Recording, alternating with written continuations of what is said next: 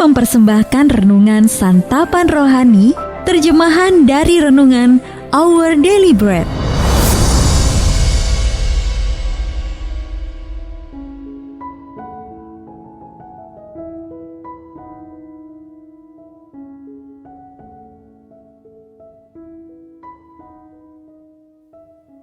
Sahabat ODB, pembacaan Alkitab hari ini terambil dari Lukas pasal yang ke-14 ayat yang ke-25 sampai dengan ayat yang ke-33.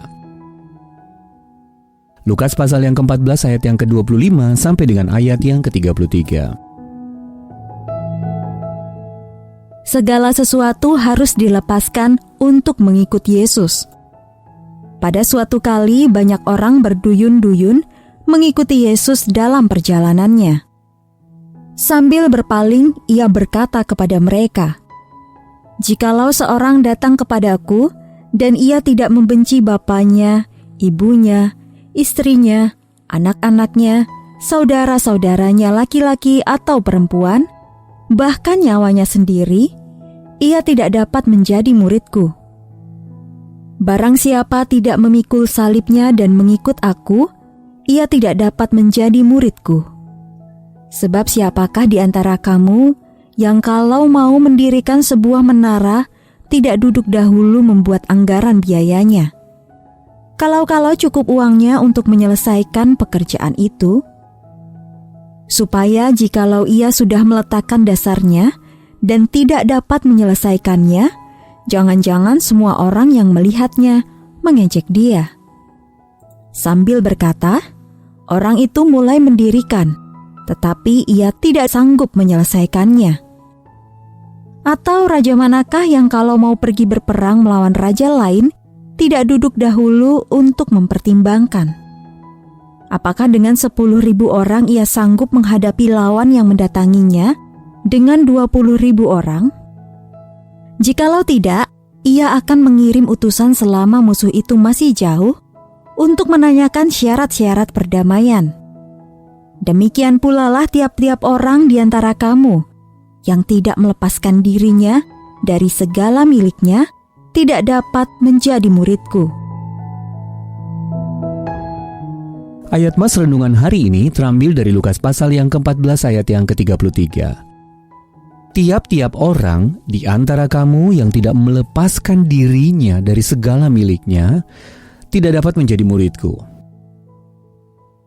Renungan kali ini berjudul Yesus Layak Diikuti, ditulis oleh Tim Gustafson.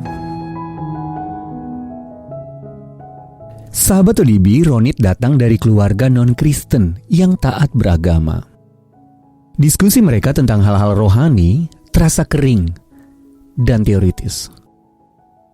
"Saya terus berdoa," katanya, "tetapi saya juga tidak mendengar jawaban Allah." Maka ia pun mulai mempelajari Alkitab. Perlahan tapi pasti, ia mulai beriman kepada Yesus sebagai Mesias.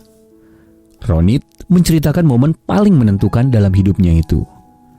"Saya mendengar suara yang sangat jernih dalam hati saya berkata, 'Kamu sudah cukup mendengar. Kamu sudah cukup melihat. Sekarang saatnya untuk percaya.'" Namun ada satu masalah yang dihadapi Ronit, yaitu ayahnya. Respons ayah saya seperti gunung Vesuvius yang meletus, kenangnya.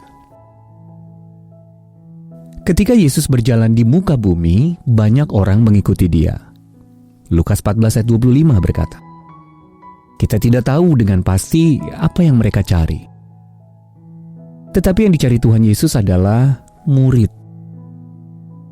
Namun ada harga yang harus dibayar untuk menjadi murid-muridnya." Dalam ayat 26 Yesus berkata, "Jikalau seorang datang kepadaku dan ia tidak membenci bapaknya, ibunya, istrinya, anak-anaknya, saudara-saudaranya laki-laki atau perempuan, bahkan nyawanya sendiri, ia tidak dapat menjadi muridku." Yesus juga berbicara tentang mendirikan menara. Dalam ayat 28 dia berkata, "Siapakah di antara kamu yang kalau mau mendirikan sebuah menara tidak duduk dahulu membuat anggaran biayanya?" Maksud Yesus bukanlah bahwa kita benar-benar membenci keluarga kita, melainkan kita harus memilih Dia di atas segalanya. Dia berkata dalam ayat yang ke-33, tiap-tiap orang di antara kamu yang tidak melepaskan dirinya dari segala miliknya tidak dapat menjadi muridku. Ronit tentu saja sangat mencintai keluarganya. Tetapi ia menyimpulkan, berapapun harga yang harus saya bayar, saya rasa itu layak. Apa yang mungkin perlu Anda lepaskan untuk mengikut Yesus seturut dengan pimpinannya? Sahabat ODB, kapan Anda meyakini bahwa Yesus sungguh nyata bagi Anda? Dan harga apa yang harus Anda bayar untuk mengikut Dia? Mari kita berdoa. Ya Bapa, tolonglah aku untuk memilih anak-Mu di atas semua yang bisa ditawarkan dunia ini. Dalam nama Tuhan Yesus kami berdoa. Amin.